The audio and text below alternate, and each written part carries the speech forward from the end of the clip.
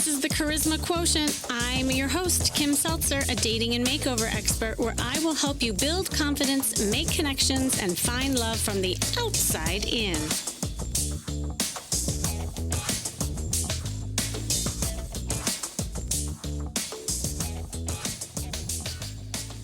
Hey, I got a quick question for you before we get going on this episode. All right, come clean.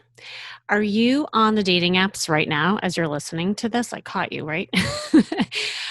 But no, seriously, here's the thing. How many of you are multitasking, swiping, numbing out, doing other things, and not really focusing on your dating life? Don't you think you'd be spending more time learning and practicing the art of dating rather than just thinking about it and swiping and passively listening to things?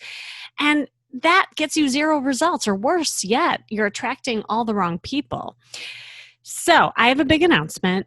I had mentioned this before, but I had to change the date of my flirt immersion experience. It's now going to be Saturday, December 5th. I hope this is better for you. It's a virtual event that's going to teach you everything you need to know to help you stand out and finally start attracting that right guy for you. And oh yes, if you heard about this before, I had to change the date because I just learned I have a scheduled power outage in my neighborhood that weekend. So you know what? When the universe tells you something, you got to listen. So hopefully this date will be good for you. And in this event, it's going to be epic. I am so excited about it.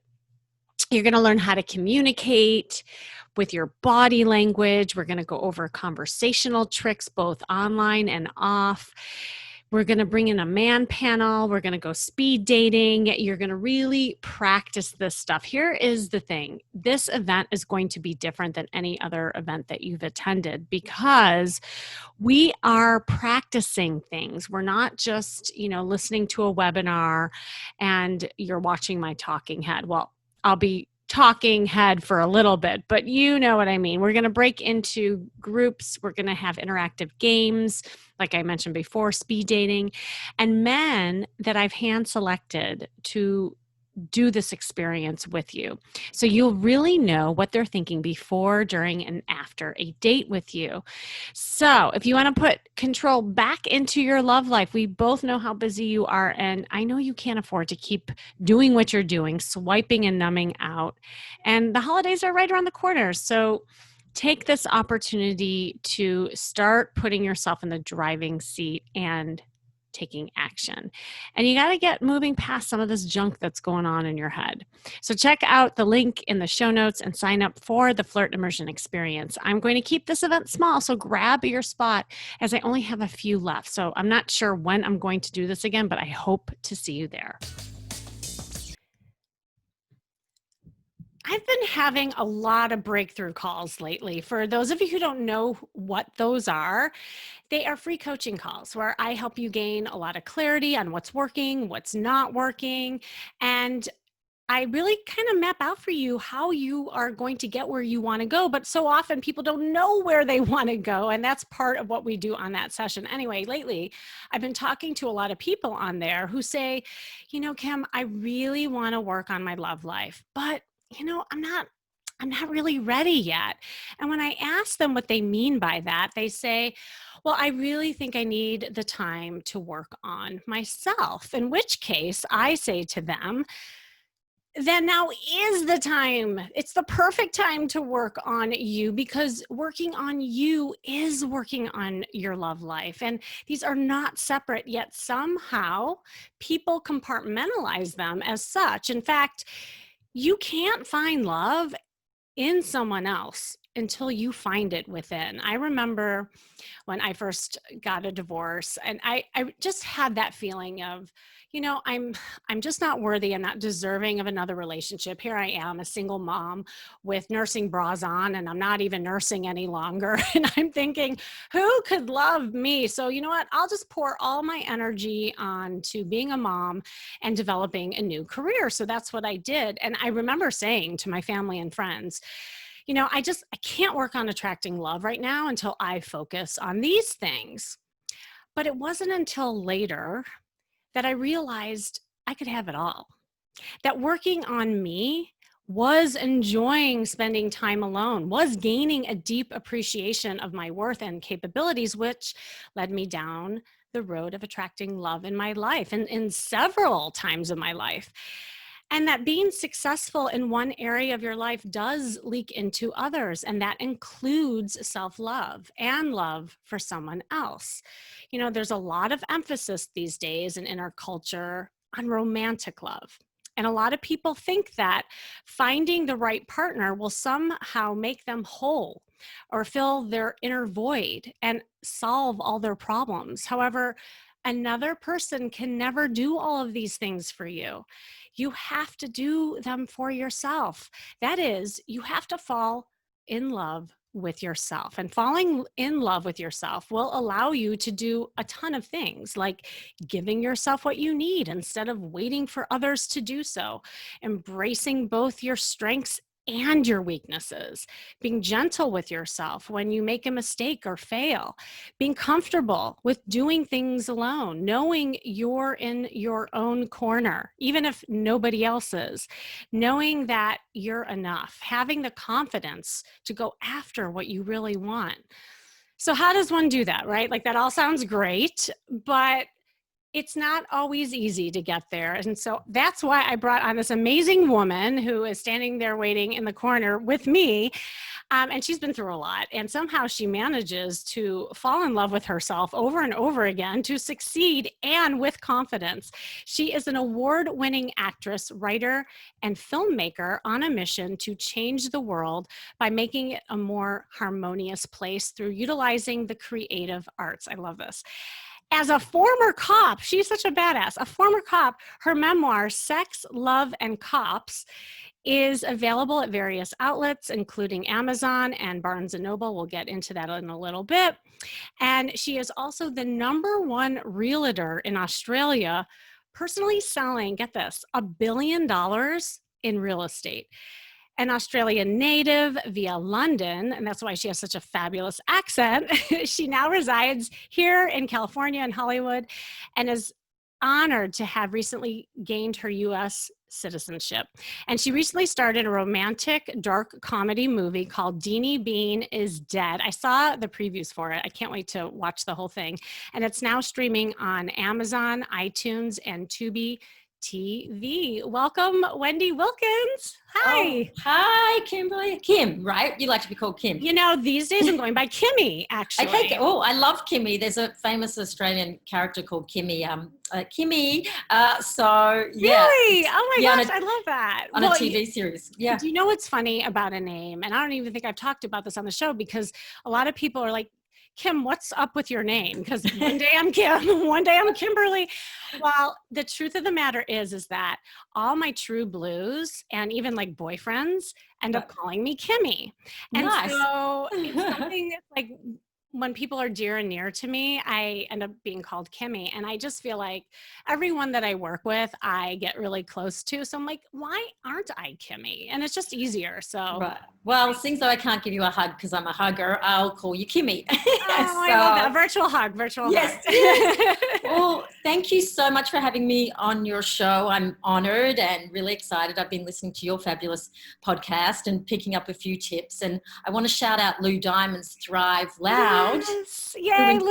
Us. Yeah, shout out. So, but what I love when people read out my resume because that kind of reminds you actually how to fall in love with yourself is to keep, that's one little tip I'll give is that that I've been given is write a list of 20 badass things you've done. and you know, that makes you feel good about yourself if you're going to go on a date or, you know, a important interview or something like that, reread this badass list, you know. And so thank you for reading out that resume because it reminds me of all the stuff I've done. Yeah. Well, because you are a badass, like, you know, and that's the thing, like we forget how awesome we are. And sometimes just having that be played back to you, it is kind of amazing. And you've done more than 20 things, by the way. So I would love to I'd love to start there because you know, you've had such an interesting journey and doing so many different things. And I'd love to hear more about your backstory and how you've kind of got into all these accomplishments. Right, right. Well, sure. But we haven't got a few hours, so I'll make it a short Yeah. story. But I will say that I never kind of intended the path that I ended up on, but it did all lead me to this journey, this mission that I'm on to sort of change the world one step at a time to make it a better place and, really empower women, through the creative arts. So, but I started out when I was a little kid. I used to put shows on for my grandfather and make my brother and sister be in them. And much to their, they didn't want to be in it. But, and I charged him 20 cents, which was really funny to watch the show. So, I realized back then that acting is show business. So I always wanted to be an actor, but I was brought up that it wasn't really a career. So, I went on my journey. I started out actually, became a cop. I wanted to be a lawyer actually, but Can I just say that you're the hottest cop I've ever seen? Like you probably just stopped people in their trails. You didn't even have to pull out your gun or anything. I did get asked out by a few criminals, which is a whole nother story. Oh my God. We'll have to have you back on for that one. Okay. Yeah. So thank you. Yeah. But I kind of decided to become a cop because I wanted to help people, and I also didn't want to go to school for that long to be a lawyer. So that's sort of how I started. And 5 years in, it was, I really enjoyed it up until the day I left. But there was various things. I was very young. And sort of too young to stand up and be counted on things I didn't agree with. So I, ended up at the stage where I could become a detective or, which was full-time, doing, so much, and also being called up at 2 a.m. when, to come in and process your crook when I wanted to be out at a nightclub with my friends. So, there was various reasons why I left when I did, which I think that's something that people do with careers. They stay in too long and then it's too hard to make that move. So that's one thing I've always, if it's not feeling right, I make the move, So I left that, and then I went into, ended up getting into real estate, which I just never planned. So then I'm still not the number one realtor, I don't think, anymore in Australia because I've left, but I was the number one with personally $1 billion worth of real estate. Yeah. So while I was doing that, I always had this kind of pull, that I wanted to be an actress, just, part of something that was there since I was a child. And I went through, I know we can't connect the dots, until we look back, but I was earning like $500,000 a year and a little celebrity in real estate, and everywhere I went, and driving my Porsche, but I couldn't get out of bed in the morning. I just was not happy. I did have a great boyfriend at the time and all those things, but just something was missing. And I finally listened to my gut and decided to take the journey to follow my creative path. And, here I am. So that was sort of how I ended up here. And yeah, it hasn't been easy, but yeah. I was just going to ask you that because I think there's a lot of people who struggle with that. I'll talk to highly successful people, high achieving people who can accomplish everything. But then when it comes to self-love or just love in general, it becomes an enigma, And so I wondered, like, when those gremlins would come up, when you still felt empty, even though you had a full tank in your Porsche, Yeah. like how, and like, were there certain techniques that you used to start feeling better and filled up yourself? Yeah, I must say that it's looking back at hindsight, but I have always been the person, if it didn't feel right, change it. What's that definition of insanity? Doing the same thing over and over again, expecting a different outcome. Yeah. Yes. So that is one thing I do listen to. Sometimes it took me longer than it does today. Now I listen a lot quicker, but it's taken me, so I'll sort of full circle to the journey I'm in now. And it took me all this time to realize that success is not how much money you have in the bank, not all these things, but really basically waking up in the morning and choosing what you choose to do.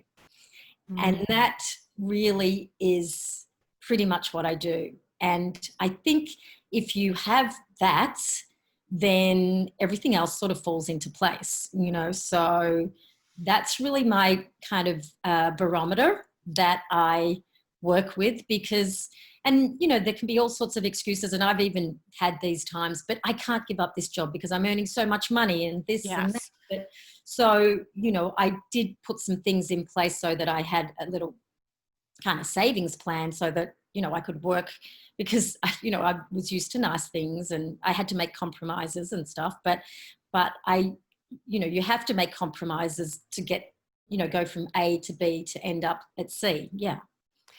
How much do you think that this notion of self-love and, you know, really being that, you know, that happy person has affected your love life overall? Like, did you notice a difference when you were running on empty versus when you were filled up, and who you were attracting? Absolutely, absolutely. And, you know, and I ended up, I last year was a pretty tough year. I mean, this year's a pretty tough with COVID and Oh, I everything, know. but I'm feeling pretty good considering. But last year I lost my sister to cancer, and she was my best friend. And I also ended up ending a 12-year relationship. Technically, it was a, you know, it was a mutual, Ooh. yeah, my fiance. So I lost my two best friends within a couple of months, and I didn't realize at the time, but I went into a kind of depression. You know, I had a month of where I could not do anything really, you know, and I started questioning, what's the point of life? What is, you know, my sister had a child, I don't have a child, I've got 17 nieces and nephews, but you start thinking, what's my legacy? What's my point? What's, you know, what is the definition of life, you know? And so I got very, you know, down and just still, and didn't do anything for a month really. Hmm. And then one day I saw this quote, and the quote was, what's the meaning of, no, what's the point of life? Life is the point. And Oh, that just, you know, opened me up to so much, because, you know, I think it's all about being present, yes. and enjoying the journey, but in this present moment. So I started to learn to fall in love with myself again, because I kind of got knocked a bit around the head by this last relationship, by allowing a lot of stuff that I would not normally allow because of love, you know. And so just re-examining what was important to me and what made me happy. And, you Hmm. know, we're a year in now, and I have to say, I'm really in love with myself, in not that big ego sort of, but I am really happy. And now I know that I am going to attract that right man into my life, because it's about complementing, not complicating. Ooh, I love that. Yeah. That's so powerful. And you know, it's true. I think so many times, and I know this has been true for me too, you get caught up in a relationship or Mm. situationship, if you Yeah. will, that you think is filling you up, but really it's a band-aid to mask Oh, yeah. something that is not fulfilling, you know, and maybe the pain, or in your case, you kind of had a huge like loss and then a double loss, Yeah. you know, with the loss of the relationship and your sister. It's so easy to fall into, well, I'll just get another Band-Aid, you know, then I don't have to feel, Oh, yeah. right? Yeah. And so the fact that you allowed yourself that time and space to heal, it does make such a difference, because no matter what happens, you always have you to fall back Yep. on. Yep. And I was realizing, if you look back, um, that I was not being really true to myself in what I wanted. I was accepting things that weren't, that hadn't been acceptable to me before. And so I think it's really important to just take a step back and just be okay with you, you know, and, you know, be okay with your mess too. None of us are perfect. And, you know, just take it one day at a time. And, you know, doing that over the past year, it like, you know, when you really, really are open again to, you'll feel it, to love. Whereas I thought I was a couple of times, and I knew I wasn't, you know? Yeah. Well, I was going to ask you, like, in this course where you've been healing and finding that self-love, have you fallen down? Like, have you actually gotten hurt and been like wanting to give up? And Yeah. I mean, let's Well, be real, you know, like we all, it's yeah, not an easy journey. And I'm yeah, relating to it. So I just yeah. wonder if that happened to you. Well, I think this is part of about making sure about this self-love because, and, you know, being a realtor and an actress, you know, rejection is two things I'm, you know, used to in my career, but in love, not so much, you know. Oh, that's So, interesting. so the more you're in love with yourself and you're okay, and maybe even before you go on your dating app or anything, you read your badass list, the easier it is because not every person you connect with is going to be the one. And I think it's okay to practice as long as you're both authentically, you know, working it out. But the first try I had at the dating sites, I was like, oh my God, I was really, it made me a little, I don't want to do this, but you know, so See, yeah. even famous people, y'all feel this. Yes. Yes, yes, I think we all do. And, you know, and that's where you have to be honest with yourself too, because I was like, well, hang on a minute. You know, you've done no work, you know, on relationships. Like you were saying at the introduction, you know, I can work all day on my writing and my acting and my still have real estate clients, you know, and stuff like that. But, you know, maybe I'll just watch an old episode of Friends instead of getting on the dating app because that's easier. But, you know, I'm kind of forcing myself to do the work and in a fun way, but you have to put work in to get something back. And I'm actually realizing that, you know, I got to put a bit of work in too. So yeah. Yeah, no, I love that you said that. And also the point that you made about being present, Mm-hmm. you know, with it. I literally just got off the phone with a client and she's in a similar space to you. Like she just let go of a very long marriage and relationship. And she's not at the point where she's ready for another one. And I'm trying to hold her to it because her problem is she tends to get caught up in the relationship without learning how to love herself and date herself pretty much. Right. Yeah. Yeah. And so I put her on the apps as practice. I said, now look, Yeah. you're on the playground. You're in kindergarten. You are not in the PhD program. That's a good, Okay. I'm going to remember that. I'm Yeah. back in kindergarten. You're back again. Your job is to chase a bunch of boys, maybe kiss them, have some play dates. That's it. Yep. Nothing more, you know. Yeah. And you know, she has been, and in that process, because she's been just staying present with that, Mm-hmm. she of course met someone she really likes. And That's this is what happens. fantastic. The minute Yeah. you let go is when it Oh happens, my God, totally, totally. right? And And that so just reminds me of, you know, the 12-year relationship I just had where we were engaged. And, you know, a lot of it was good, you know. When I remind myself, when I met him, and my sister reminded me of this, before I met him, I thought I was never going to fall in love again. So I thought that back then. So why do you know what I mean? It's like, good point. so yeah. So I remind myself, well, hang on. I thought that was my last relationship before him.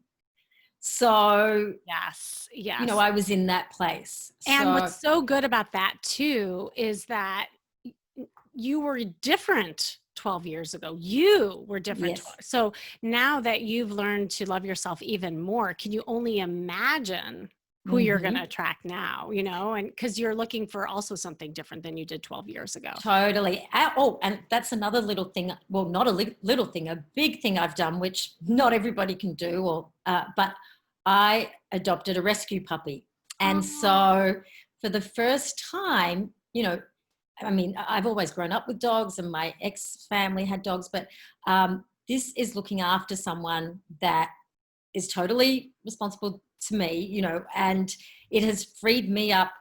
I'm a little bit of controlling, you know, so oh, you're my chief lady. You gotta so take you gotta take my audio course and see if you're a chief lady. okay, I will.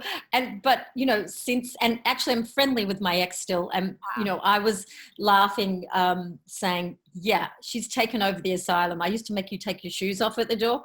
Now that's no point because she has to take, you know, there's dog toys everywhere. You know, it's crazy town. But it's taught me, you know, some things about, you know, how I am in the world too, you know, dealing with her. So that's Yeah. something that's helpful and changed me as well. Yeah.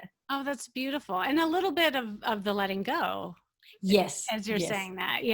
Yeah. So that's, you know, it is such a journey. There was something that you wrote me as we were emailing back and forth that it's not about surviving, but succeeding. And I Oh, yeah. loved that phrase. Can you talk a little bit more about that?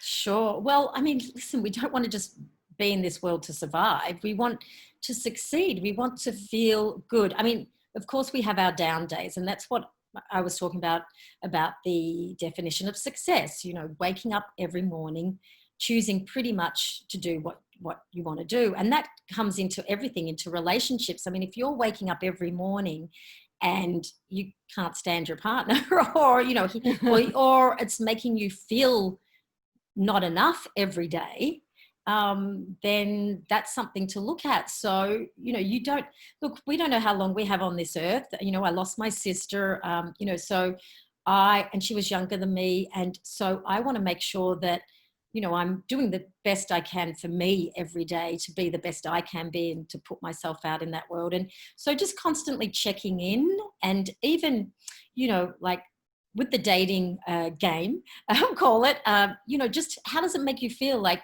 definitely, I think some people, you've got to give people a second or third chance, because, you know, I mean, nobody's perfect, and they might be as nervous as you know, on the first date or whatever. And so I think, you know, give people a bit of time, but you know, we don't just want to survive. And that also bleeds into, you know, careers, everything. Like you know, talked at the beginning about I couldn't get out of bed in the morning. So is that the kind of life, you know? And I think, that, you know, with people with depression, I mean, I did realize that that's you know, my ex did go through that. So I wasn't really conscious of, you know, I was just like, well, pick yourself up and get yourself, you know, but when I went through this little month of it, I started to realize, well, it's a real thing. So, you know, you do need to listen to yourself, but there's reasons behind that. You know, I mean, I'm not a medical person, but I know that if you don't have a motivation or a feeling of that this is the path you're on, then that can lead to depression. You know, so it's really important not to just survive, to you know, to succeed. Yeah. I love that. Yeah. And it's really getting crystal clear on what it is you want too, because sometimes when you're in a relationship or a Mm, situation that you tend to overlook your own needs, right? And right. Yeah. I don't know if this was true for you, but a lot of times when a partner is depressed or they're dealing with stuff, there's so much emphasis on them. And I don't know, were you like the caretaker? Well, I wanted to save him, of course, you Yeah.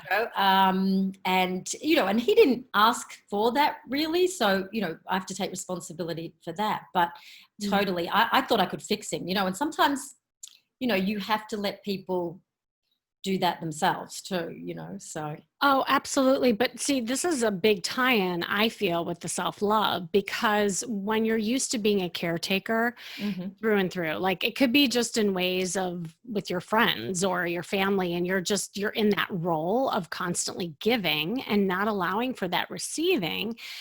There's something about the deserving piece, you know, like your Right. self-worth, like, well, you know, it's just easier to put focus on someone else because maybe deep down you don't think you deserve it or even know how to receive, Totally. That's how, right? and that's actually what I learned through this last relationship. I I really loved that I gave unconditional love. You know, I learned that I was capable of that, and went through, you know, largely a good percentage of that relationship was great.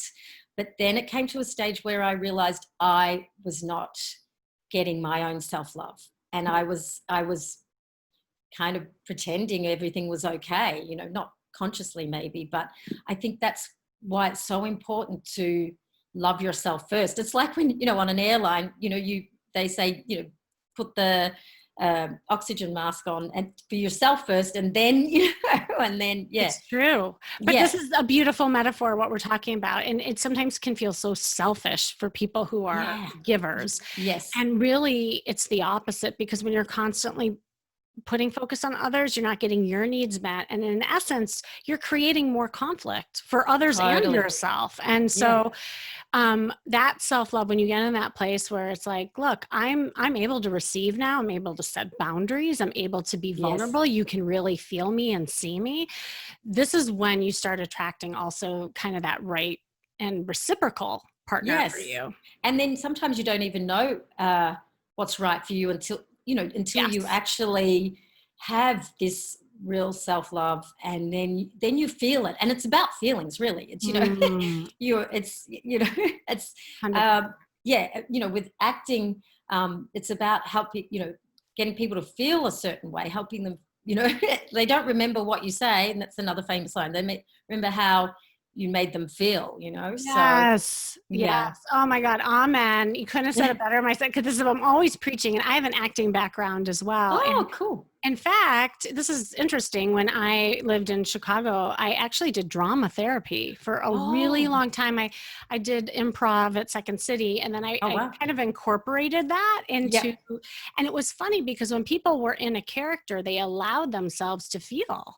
And I'm Right. like, that's what we want to see in real life. Like, take Yeah. that character and make it like let's see the real you kind of thing. So Yeah. I love that you also use that creative arts as a way of expression, because I think it's so powerful, and it's a way for people to practice that feeling. Yeah. Well, actually, my acting coach, Ivana Chubbuck, who's a very famous acting coach, she coached Charlize Theron for her Oscar, and Oh, Halle nice. Berry for hers. And so in her book, The Power of the Actor, she talks about, and this is sort of how it's about really using your connection with commonality of pain and all of Mm. these things that and actually is like therapy, acting, well, classes, and learning, because you have to, same thing actually. I didn't even equate this until we were talking, but you really have to know yourself and why you do things to help bring those characters to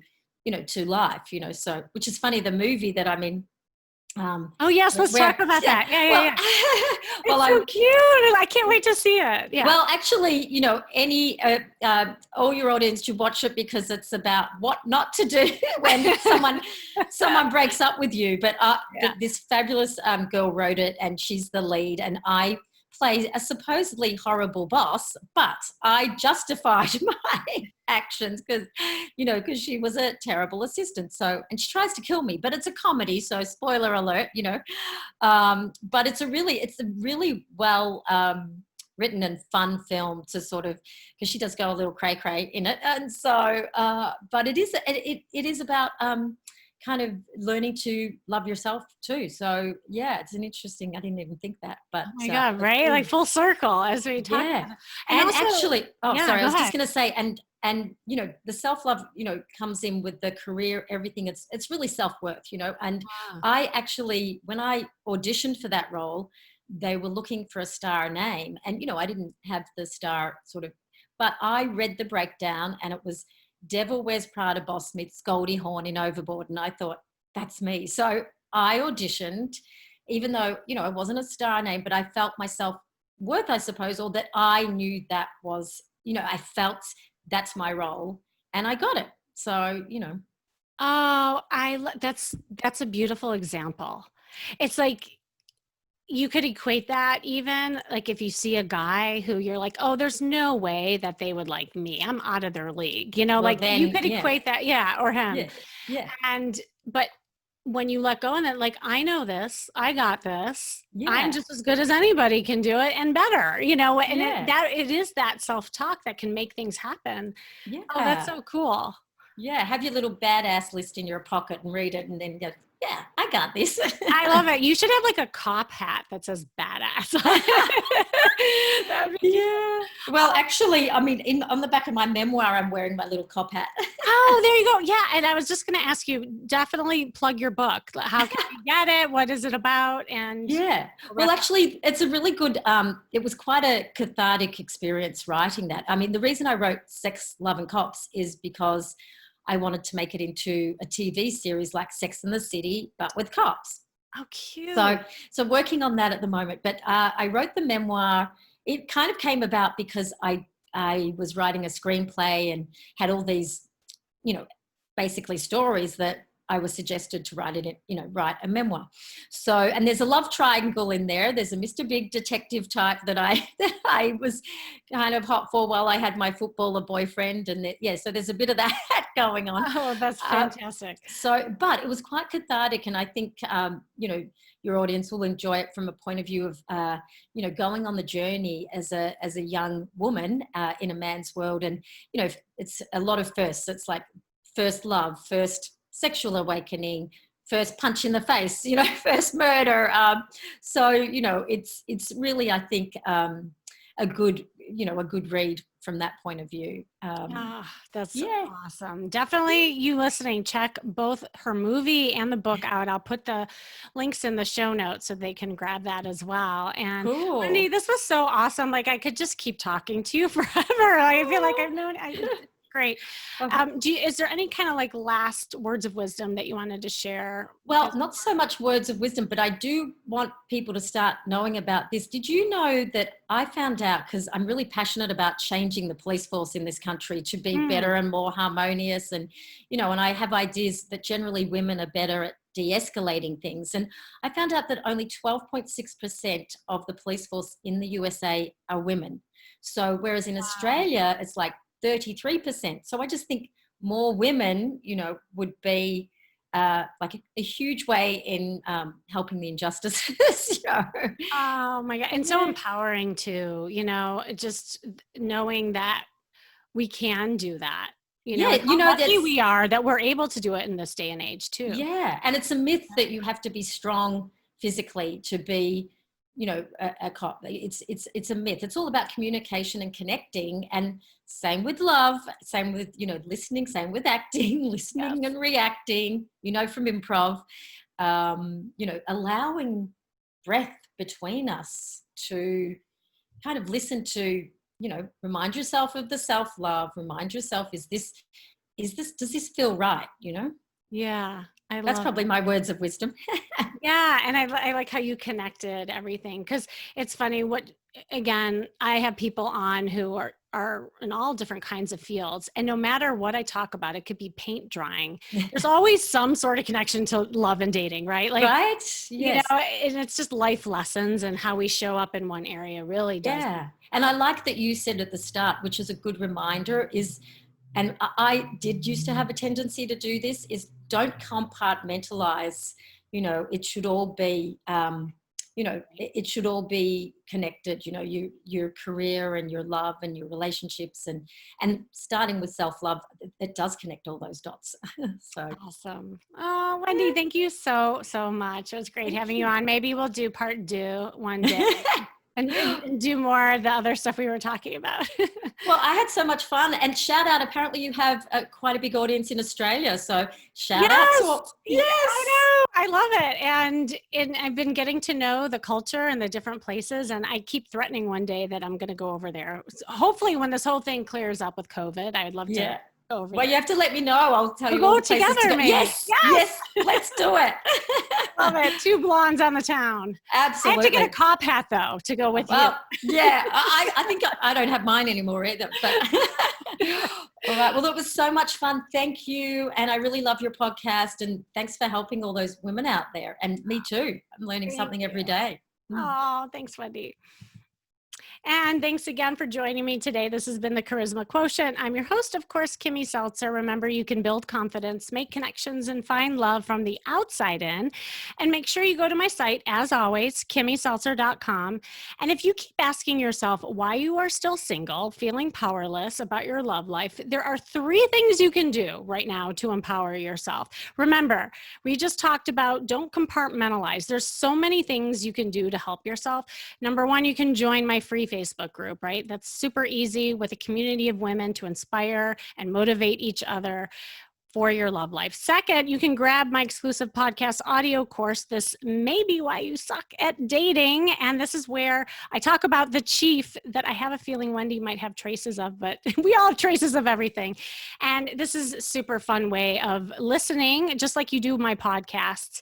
And you get exclusive workbooks and guides with it. And you can empower yourself by get the answers right here, and you know what to do about it.